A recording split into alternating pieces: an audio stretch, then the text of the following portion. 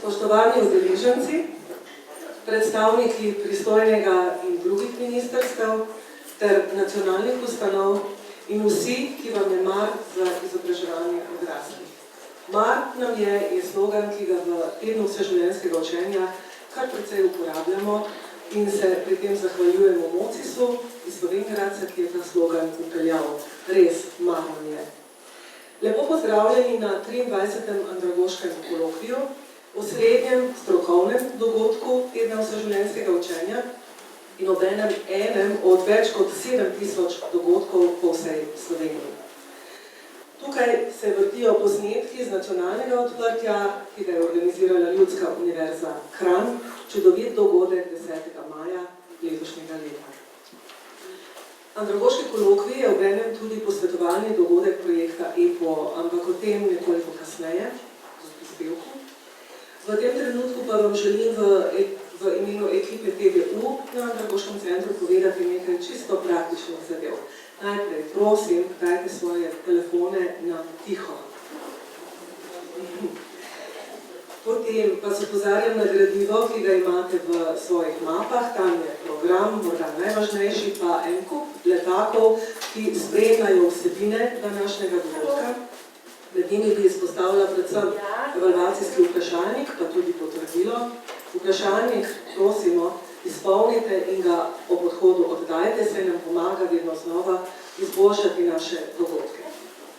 Dogodek bomo spremljali preko družbenih omrežij, predvsem Facebooka in Twitterja TVU, tako da prosimo tudi vas, da delite, sodelujete, pišete svoje mnenja. Pri tem je pomembno, da uporabite hashtag AKINEQO. Tudi to piše nekje. Prosimo tudi, da z nami sodelujete na dogodku in sicer preko aplikacije VoxVote in to bomo zdaj takoj preizkusili. Navodila za to imate ravno tako v svojih mapah, lahko pa sledite mojim besedam.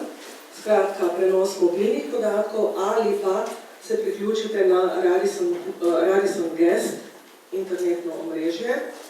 Sodelujete že vsi, ker želimo čim več glasov. Ko pridete do interneta, vtipkajte live.voxvote.com live.voxvote.com in če se vam je že pojavilo prazno polje, vtipkajte kodo 19068. 19068. Smo vsi na isti valovni dolžini? Ne še. Ponovim še enkrat. Nekak morate priti do interneta, na nek način. To veste, ko pridete v Google, vtipkate live.voxvote skupaj pisano .com. Koda 19068. Zdaj pa smo na isti valovni dolžini. 068. In tukaj se vam pojavi že okolje andragoškega kolokvija in prvo vprašanje. Ste se že vsi soočili s tem težkim vprašanjem? Mesec maj je mesec učenja, normalno, ker je to mesec tedna vseživljenjskega učenja. Mesec kislega vremena, se najbolj škut strenjamo, ali mesec ljubezni. Odgovor je samo eden. Pa ni nujno, da je pravilen, ampak takšen pač kot čutite, da je in nas prav zanima, kaj to bo.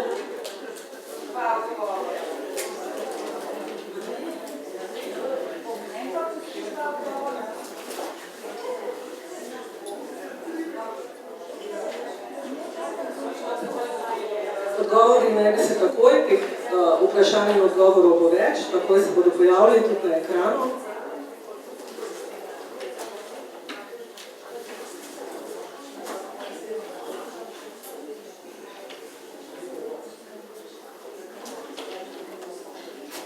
Ste že glasovali?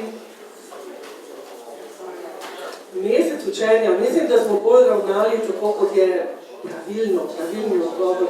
Mogoče, če ne bi tako ravnali, bi bil zmagovalec mesec ljubezni, recimo.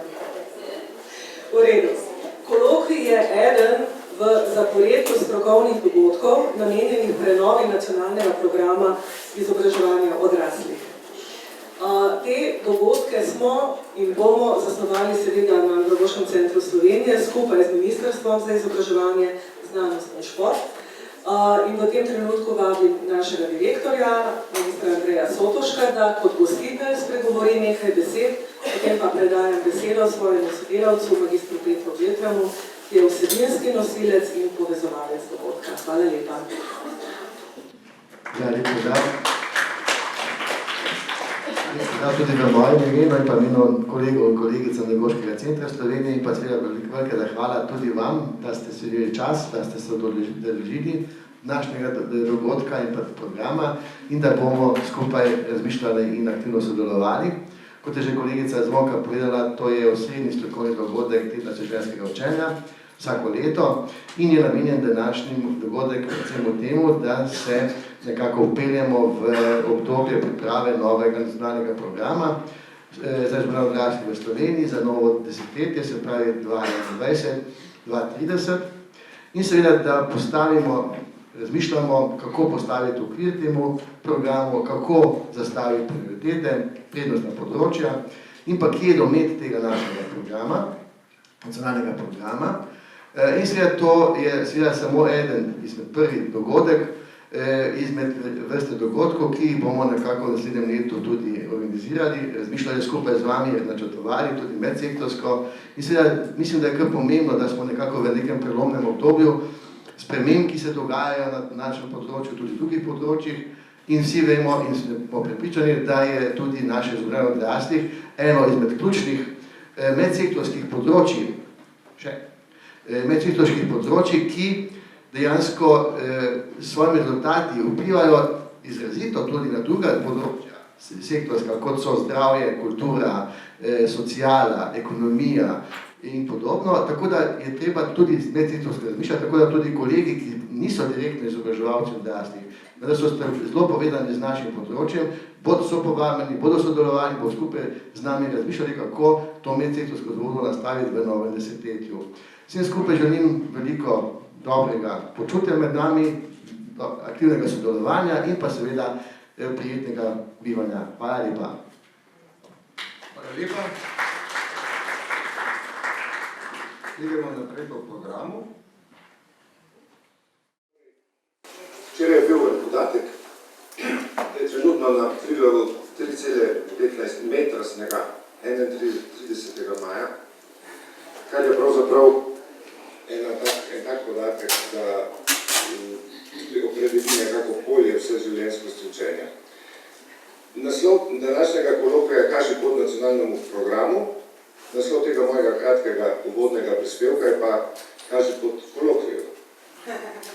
Jaz sem še zmeraj Peter Beltran, kljub temu, da me mogoče ne prepoznate takole zamaskiranga. Torej, to, da je področje vseživljenjskosti učenja tako široko zastavljeno, pomeni, da je to že zelo dolgo časa top tema vsakega družbenega razvoja.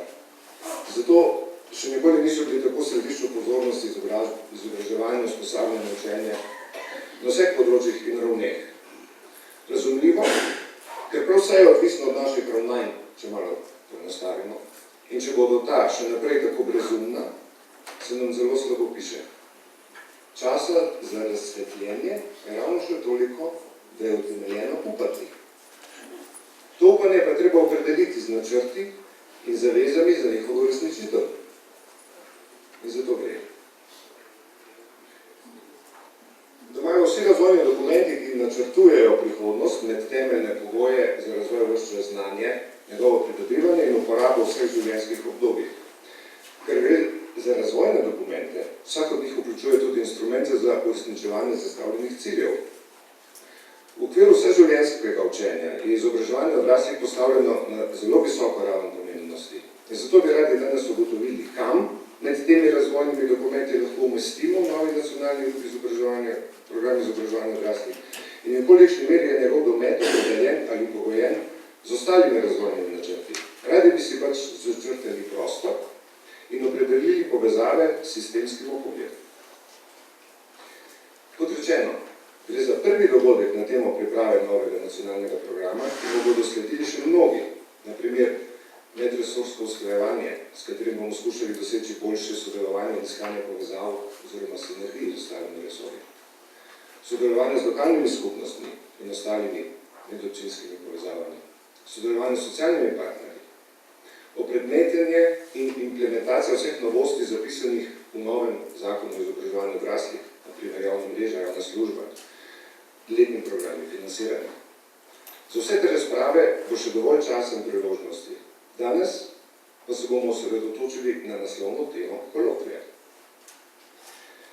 Zato se lahko veselimo, ker bomo spoznali, kakšno pričakovanje je do sedaj izpolnil iztekajoči se nacionalni program izobraževanja odraslih, kakšen je pogled stroke oziroma strokovnega sveta izobraževanja odraslih na domet nacionalnega programa, kako so razvojni načrti in njihovo uresničevanje opredeljeni v dveh že sprejetih strateških dokumentih, ter kakšno mesto je v njima namenjeno znanju, usposabljanju in vseživljenjskemu učenju. To sta strategija dolgožive družbe in strategija razvoja Slovenije do leta 2030. Seznanili se bomo tudi s priporočili OECD glede upravljanja sistema izobraževanja odraslih ter s potmi izpopolnjevanja in prenove evropskih strategij. Zdaj pa začnemo.